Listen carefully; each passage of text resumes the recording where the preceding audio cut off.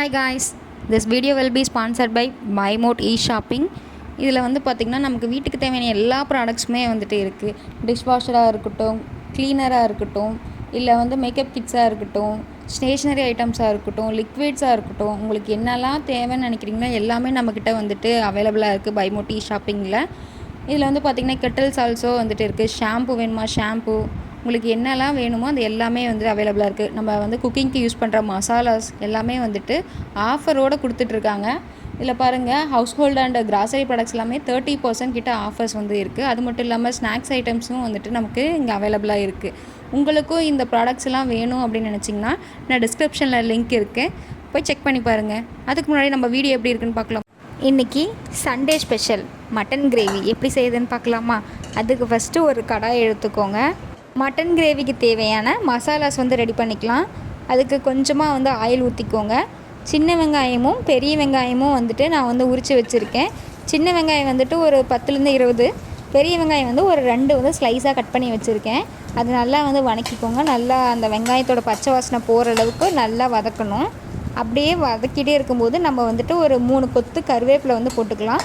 இதுக்கு கருவேப்பிலை தான் ரொம்ப டேஸ்ட்டு கொடுக்கும். இந்த மாதிரி ட்ரை பண்ணுங்கள், சூப்பராக இருக்கும். மட்டன் பிடிக்காதவங்க கூட சாப்பிடுவாங்க. அடுத்து ஒரு கை ஃபுல்லாக வந்து கொத்தமல்லி, அதையும் வந்துட்டு சேர்த்து நல்லா வதக்கிக்கோங்க.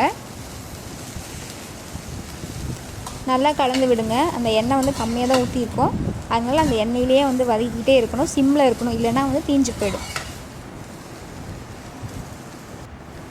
இப்போ வந்து ஒரு ஸ்பூன் வந்துட்டு மிளகு போட்டுக்கிறேன். மிளகு வந்து சளி பிடிச்சிருக்கு அப்படின்னா அதுக்கு வந்து போட்டிங்கன்னா நல்லா கேட்கும். கசகசா வந்துட்டு 1/2 ஸ்பூன் வந்து ஆட் பண்ணிக்கிறேன். எதுக்காகனா கிரேவி வந்து ஒரு திக்கான கன்சிஸ்டன்சி வரதுக்காக தான். கொஞ்சமாக வந்து சோம்பு ஆட் பண்ணிக்கிறேன்.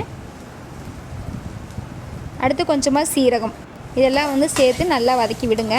அந்த சீரகம் சோம்பு இதெல்லாம் நல்லா வெடித்து வரணும். அப்போ தான் வந்துட்டு சீக்கிரமாக மிக்சியில் வந்து அரைப்படும், நல்லா மைய அரையும்.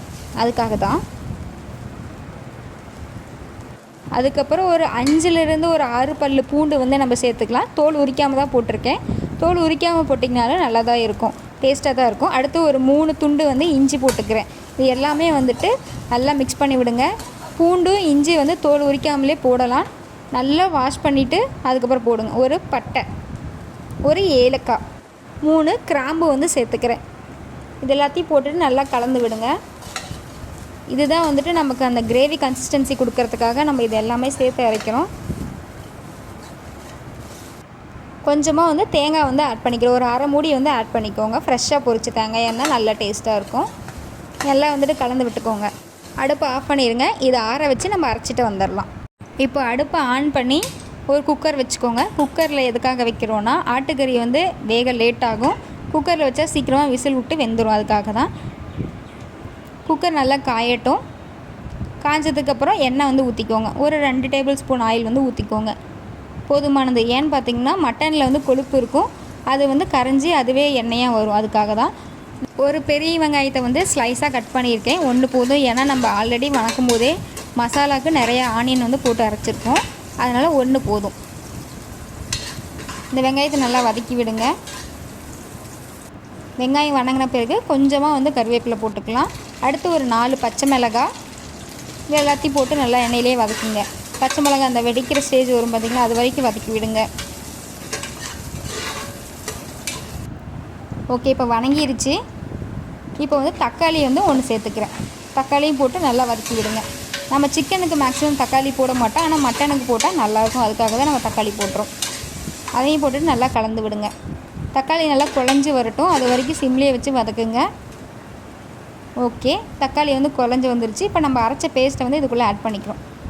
வீடியோ ஸ்டார்டிங்கில் காமிச்சோம் பார்த்திங்களா, அந்த இது தான் அரைச்சி வச்சுருக்கோம், அதை வந்து ஆட் பண்ணியாச்சு. இப்போ வந்து 1/4 டீஸ்பூன் வந்து மஞ்சள் தூள், 1 ஸ்பூன் வந்து மிளகாய் தூள், 2 ஸ்பூன் வந்து கொத்தமல்லி தூள் வந்து ஆட் பண்ணிக்கிறேன்.